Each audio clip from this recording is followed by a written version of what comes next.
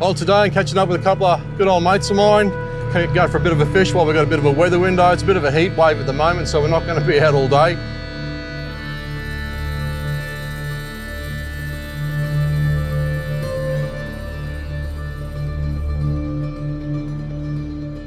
I've got my mate Ash.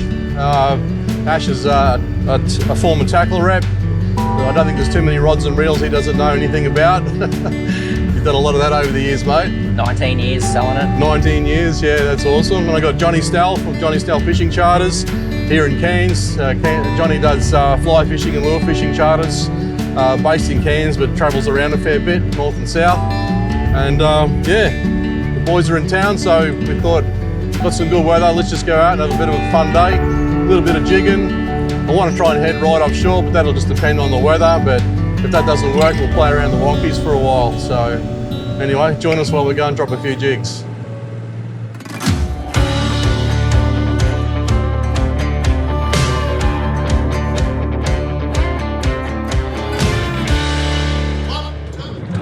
"64 metres, boys." Give it a bit of a go, maybe. Want to go down? I'm just going to set get your rods, lads, and set up. I've been working in the fish and tackle industry for 19 years, both retail, wholesale, a couple of small stints on a marlin boat, take people marlin fishing, and a couple of stints on some private boats for the owner and whatnot, so that's been pretty good as well. Both been a decky on a commercial marlin boat and private boat. Commercial-wise was my first season as a decky heavy tackle, Cairns 2008, on reel chase with Captain Jim Dowling and now 𝗘𝗫𝗖𝗟𝗏𝗪𝗏. Favourite styles of fishing, it's really hard to choose. I do like lure fishing for barras, seeing the bite in crystal clean water. That's a lot of fun. Jack fishing with frogs, and a lure that no one really uses up here is a skirted swim jig, which is a bass lure from America. They're good fun. I really love marlin fishing. Ever since I caught my first marlin during the inaugural Predators tournament with Russell O'Brien, Gary Marks and John 𝗘𝗪𝗘 at Robbery Shoals off the back of Palm. That kind of hooked me on marlin fishing for life.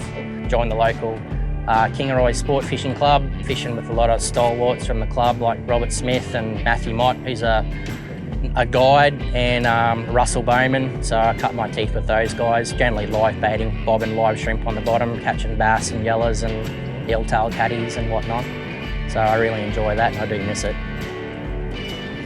And he's a bloody good bloke to boot. One of the nicest guys I've met in the fishing industry. Thanks, mate. I first met Ryan back in the early 2000s. I was working at Amart All Sports at the time. Ryan was in Townsville as a barramundi guide, and he used to come in and buy his hooks and sinkers and leader and bits and pieces off me at that time, and yeah, that's how I got to know Ryan, through selling him fish and tackle back in the day. Head shake. Bloody sharks, I tell you. Had him, jagged him in the side on a float line. Oh, they're bloody nuisances, eh? They shouldn't have protected them like they did. Put them in the same category with whites and makos. I wonder where it's all going to end, though. Are they going to get that bad that people will just not be able to go fishing? Well, that's what I'm worried about. Are we going to get anywhere with electronic? Yeah. Deterrence, I know. There's a couple out on the market, but I don't know. Some people say they don't work. I've heard varying reports about it, from they worked to the shark ate it. Yeah, that's right. Just those head shakes when it started to take off up towards the surface is usually a bit of an indicator. Yeah, that first run. But some of these big bulls, that's what they do after a while. They just do this, they just act like a groper.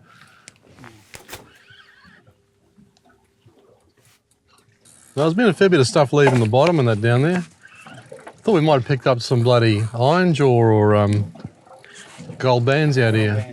Yeah, in this depth. That's why I come out here. I wanted to have a crack at one. Haven't caught one of them on the jigs yet.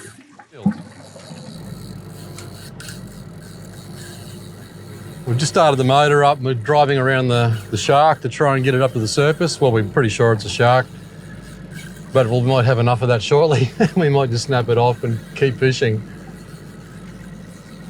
As soon as he heard the motor start, he took off again. It's a bit of a trick used in game fishing to try and get fish that are dogging it a little bit. Get them up to the surface, get a bit of angle on the line and pull them from the side a bit. Tends to want to make them come higher in the water column. So you can actually make sure what it is. That's it, yeah. First we thought it might have been a groper that ate another fish, but on closer inspection the jig revealed some really deep teeth marks, but no frayed leader like a shark. So it could have even been a big dog-toothed tuna.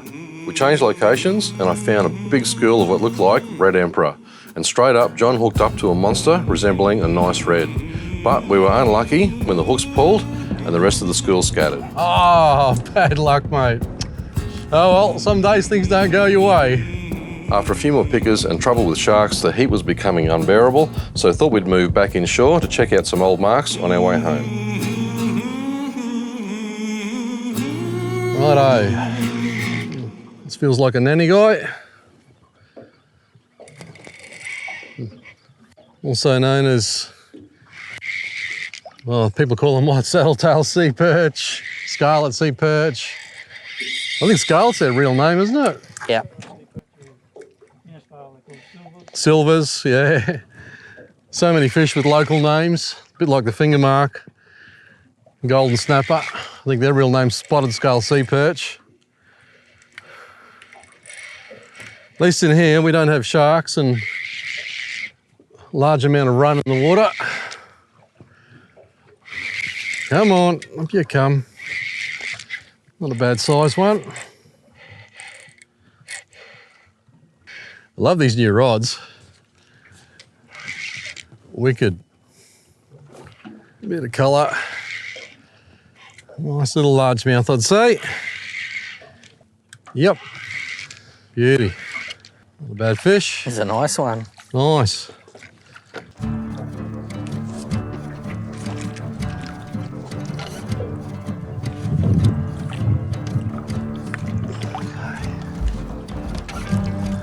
Nice.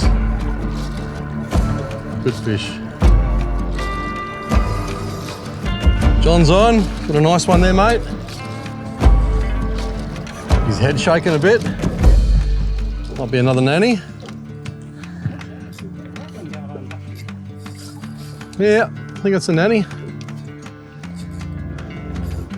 It's amazing, we go all the way to the shelf and get hammered by sharks and get busted up by big fish. And here we are 5 miles from home catching beautiful fish. Good fish, mate. It's a beauty.